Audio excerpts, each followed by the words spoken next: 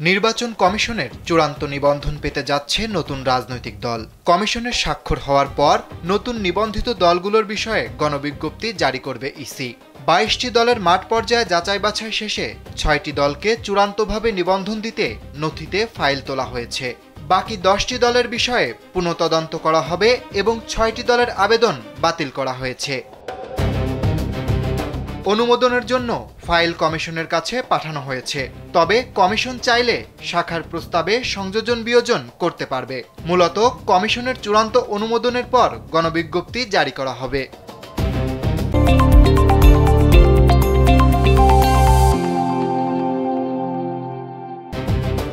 আগামী জাতীয় সংসদ নির্বাচনকে সামনে রেখে নতুন রাজনৈতিক দল নিবন্ধনের আবেদন আহ্বান করেছিল নির্বাচন কমিশন।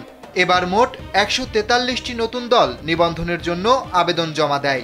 প্রথম দফায় কোনো দলই শর্ত পূরণ করতে না পারায় সবাইকে সময় বাড়িয়ে দেওয়া হয়। সেই সুযোগে জাতীয় নাগরিক পার্টি সহ ৮৪টি দল সাড়া দিলেও শেষ পর্যন্ত ৬২টি দল সব শর্ত পূরণে ব্যর্থ হয়। ফলে মাঠ পর্যায়ের তদন্ত প্রতিবেদন যাচাই করে ইসি বর্তমানে ২২টি দলের শুনানি সম্পন্ন করেছে। এর আগে ১৪ ও ১৫ সেপ্টেম্বর ২ দল বাদে ২০টি দলের শুনানি নেয় নির্বাচন কমিশনের অতিরিক্ত সচিব আলী নেওয়াজ।